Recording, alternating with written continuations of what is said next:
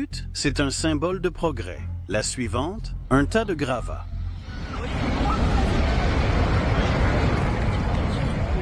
L'effondrement du tout nouveau gratte-ciel de Bangkok laisse des dizaines de personnes ensevelies et une nation sous le choc. Mais alors que les secouristes recherchent des survivants, les enquêtes révèlent quelque chose de plus sombre, un complot qui pourrait menacer tous les gratte-ciels en acier à travers la Thaïlande. Sous le soleil de plomb de la saison chaude à Bangkok, des ouvriers construisaient un complexe ultramoderne. Le chantier de 63 millions incluait un gratte-ciel de 33 étages et un centre de conférences au cœur du quartier commercial de Bang Sue et du pôle de transport. Le projet a attiré des migrants venus de régions plus pauvres, avec des familles entières travaillant côte à côte. Le plan ambitieux a été critiqué dès le début. L'un de ses sous-traitants, Italian Thai Development, avait une réputation entachée. 1 an avant la construction, son président a été condamné pour corruption de fonctionnaires. Ces incidents ont remis en cause les pratiques de l'entreprise. Cependant, son bilan contesté affectait tout le secteur. 6 mois avant l'effondrement, les autorités thaïlandaises ont découvert un problème inquiétant. Des usines chinoises ont livré au chantier de l'acier de qualité inférieure. Cette découverte a entraîné un rappel à l'échelle nationale. Cependant, les autorités ne pouvaient garantir que tout l'acier avait été saisi. Avec la tension qui montait sur tous les fronts, la construction a fait l'objet de plus de critiques lorsque des problèmes de gestion sont apparus. 3 mois avant l'effondrement, un organisme anti-corruption ouvrait une enquête sur le site. Il a découvert que le projet était miné par une pénurie de travailleurs, ce qui a entraîné des retards dans le calendrier. Les retards étaient tels que le gouvernement a menacé d'annuler le contrat. Face à cela, les responsables ont bâclé le travail pour tenir l'échéance de 2026. C'était un signe d'avertissement qui n'aurait pas dû être ignoré. Le 28 mars, les tours atteignaient le sommet mais n'étaient terminées qu'à 30%. Les entrepreneurs ayant fini la structure centrale, les ouvriers posent les fenêtres extérieures. C'est une journée ordinaire, avec près de 400 employés sur tous les étages. Mais au milieu du quart, le site se met à trembler. Le personnel croit d'abord que les machines font vibrer le sol. Mais lorsqu'ils balayent la zone du regard, une énorme grue oscille au sommet de la tour. Quand quelqu'un s'en aperçoit, le sol tremble déjà. La structure cède. Les gens fuient en courant sur la route principale pour échapper aux décombres. Mais un immense nuage de poussière est juste derrière eux. Il les rattrape vite et envahit la route principale, aveuglant temporairement tous sur son passage. La dernière chose que tout le monde entend, c'est un fracas assourdissant lorsque la grue s'effondre sur une montagne de béton. Quand la poussière retombe, les citoyens voient que la tour a disparu de l'horizon. C'est un coup dévastateur pour les familles qui ont déménagé dans la région pour le travail. Heureusement, le bâtiment s'est effondré verticalement, donc les dégâts sont limités au chantier. S'il s'était effondré en biais, il aurait pu écraser les voies ferrées à côté, ce qui aurait potentiellement causé des centaines de morts. Mais cela réconforte peu ceux qui n'ont pas pu s'échapper à temps. Un employé a décrit le moment où cela s'est produit. J'ai passé un appel vidéo à mon frère et à des amis, mais un seul a répondu. À ce moment-là, le bâtiment tremblait et il ne s'était pas encore effondré. Mais pendant que j'étais en ligne avec lui, j'ai perdu la connexion et le bâtiment s'est effondré. J'ai dit à mes parents que nous cherchons toujours mon frère, mais il est presque certain qu'ils sont morts. Alors que des proches inquiets essaient de contacter leurs êtres chers, leur téléphone s'allume avec un avis d'urgence arrivé en retard. Bangkok avait été frappé par un séisme de magnitude 7,7, l'une des plus fortes secousses de l'histoire de la ville. La menace de réplique rend la situation encore plus urgente. Le tas de décombres est instable. Chaque minute qui passe réduit les chances de trouver des survivants. Peu après l'effondrement, les équipes de secours arrivent sur le chantier. À leur arrivée, les unités canines localisent les ouvriers piégés et confirment rapidement 3 décès. En fin d'après-midi, l'armée vient soutenir l'opération de sauvetage. Les ambulances vont et viennent, transportant des personnes sur des brancards. Mais parmi la foule croissante de proches rassemblés dans la rue, beaucoup restent introuvables. Au fil des heures, les familles deviennent désespérées d'avoir des nouvelles. Lorsqu'une mise à jour arrive enfin en début de soirée, elle dresse un tableau sombre. 81 personnes sont confirmées disparues et les opérations de secours ont ralenti en raison des répliques, rendant la zone dangereuse. Un autre élément ressort, sans explication possible. Bien que les secousses aient ébranlé les tours de toute la ville, c'est le seul immeuble de grande hauteur à s'être effondré. Alors que la révélation se propage en ligne, certains notent un schéma. Le premier promoteur de la tour, Italien Thai, est responsable de 2 structures défaillantes. À mi-parcours du projet gouvernemental, une section de la tour One Bangkok s'est effondrée pendant la construction. Cela a été suivi par la catastrophe du pont Rama 2 plus tôt cette année, qui a fait des dizaines de morts et de blessés.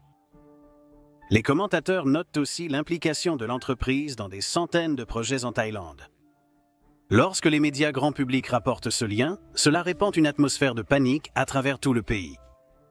Et si toute l'infrastructure de la Thaïlande était une bombe à retardement?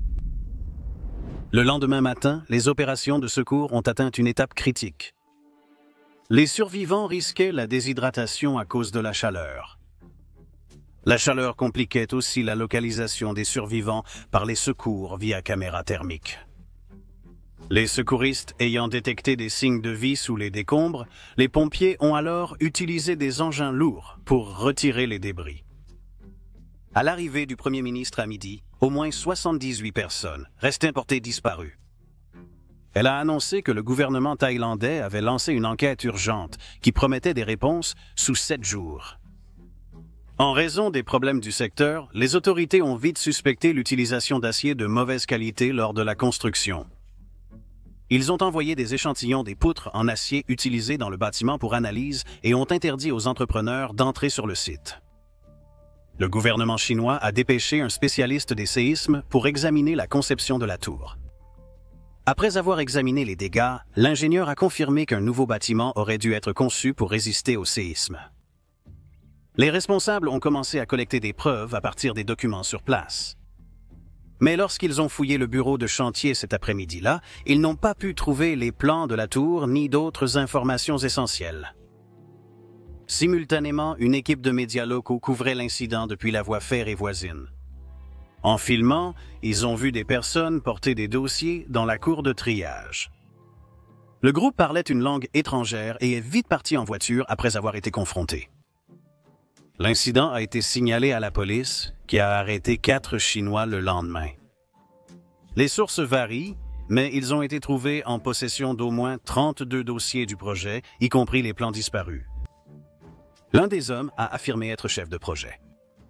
Selon lui, le groupe a pris les dossiers pour préparer des demandes d'indemnisation malgré l'enquête en cours. C'était le premier indice qu'on voulait cacher ses traces. Sans surprise, la nouvelle des documents égarés a suscité des allégations de corruption. C'était jusqu'à ce que les responsables thaïlandais annoncent qu'ils avaient analysé l'acier provenant du site. Les résultats ont montré que certains matériaux ne respectaient pas les normes de résistance et risquaient de se briser sous contrainte. Comme les poutres métalliques étaient estampillées, il n'a pas fallu longtemps pour retrouver leur fabricant. L'entreprise Jinkei One Acier, déjà surveillée par le gouvernement, est accablée.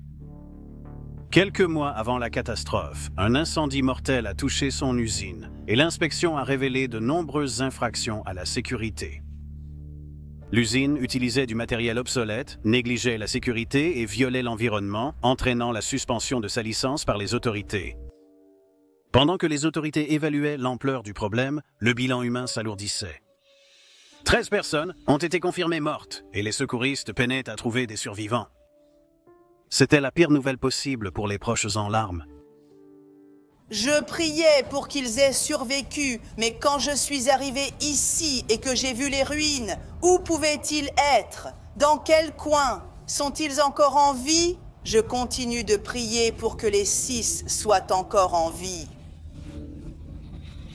Je prie pour que mon mari ne travaillait pas sur le chantier. D'habitude, il travaillait sur 2 sites. J'ai dit à nos enfants que je suis ici pour ramener papa à la maison. Je ne leur ai pas dit ce qui s'est passé. Des spécialistes internationaux des séismes ont rejoint les secours, utilisant la modélisation 3D pour suivre la chute de la tour. Avec 75 000 tonnes de décombres, ils ont dû lutter pour dégager les victimes. Alors que l'espoir s'amenuisait, les ingénieurs ont découvert des défaillances critiques dans la conception du site. Les promoteurs ont utilisé la construction à dalles plates pour bâtir la tour, une technique où chaque étage ou dalle de béton repose sur des colonnes verticales comme une table posée sur des pieds. Cela permet des constructions plus rapides à moindre coût, car la méthode nécessite très peu de composants. Mais cela donne une structure vulnérable aux secousses latérales ou horizontales. Si une seule colonne cède, cela peut entraîner l'effondrement de toute la structure. Les codes du bâtiment TIE exigent des tests rigoureux pour s'assurer que les gratte-ciels peuvent résister à un tremblement de terre. Pour cette raison, les entrepreneurs utilisent généralement du béton armé pour les gratte-ciels. Ici, les constructeurs insèrent des barres d'acier dans le béton pour renforcer sa stabilité. Ces structures oscillent lors des secousses au lieu de s'effondrer et sont largement utilisées dans les zones sismiques. La méthode de la dalle plate a déconcerté les ingénieurs. Mais quand les autorités ont examiné le deuxième entrepreneur, elles ont compris que ce n'était peut-être pas une simple erreur. Le groupe China Railway No. 10 appartenait au gouvernement chinois. Sa société mère dépendait des projets d'infrastructures chinois pour ses revenus, un travail qui s'était tari ces dernières années. Cela a accru la pression pour trouver des opportunités à l'étranger, car le promoteur avait une dette de 211 milliards. Des lanceurs d'alerte affirment que l'entreprise a sous-payé les sous-traitants pendant toute la construction. À leur tour, ils ont utilisé des matériaux de mauvaise qualité, y compris des colonnes plus étroites que d'habitude. Pratiquement tous les aspects de la tour présentèrent des problèmes, mais un dernier facteur a condamné le projet. Le tremblement de terre, débuté au Myanmar, a frappé près de la surface. Cela a émis de puissantes ondes de surface ou basse fréquence vers Bangkok, particulièrement nocives pour les grands immeubles. La ville repose sur un sol gorgé d'eau à cause du fleuve Chao Phraya qui la traverse, donc lorsque le tremblement de terre a frappé, il a fait osciller le sol meuble comme un bol de gelée, amplifiant les forces sur les structures. Le bâtiment ne pouvait pas résister.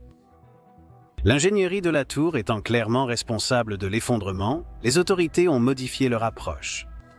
L'affaire est devenue une enquête criminelle pour négligence. Dans les semaines suivantes, les responsables ont examiné les dossiers saisis et interrogé les personnes d'intérêt. Parmi eux se trouvait le superviseur présumé du site.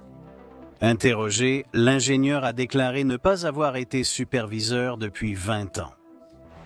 Si c'est vrai, cela suggère que quelqu'un avait falsifié sa signature pendant plus de 5 ans. C'était un autre signe de corruption qui montrait l'ampleur de la tâche à laquelle les enquêteurs étaient confrontés. L'enquête sur la catastrophe est toujours en cours, car le Premier ministre a prolongé son délai initial. Selon les rapports, elle continue de révéler des pratiques frauduleuses à chaque étape. Les promoteurs et le fabricant d'acier défectueux sont tous deux sous enquête. Les autorités ont promis de les tenir responsables. Pourtant, les critiques soutiennent que ces entreprises ne sont que la partie émergée de l'iceberg, car il n'est pas clair comment les régulateurs ont réagi aux signaux d'alerte majeurs.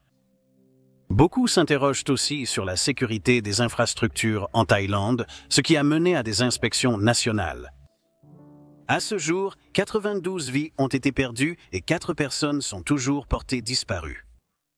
Regardez cet épisode ensuite si vous avez trouvé cette vidéo intéressante. Merci d'ajouter un like et un commentaire pour soutenir la chaîne.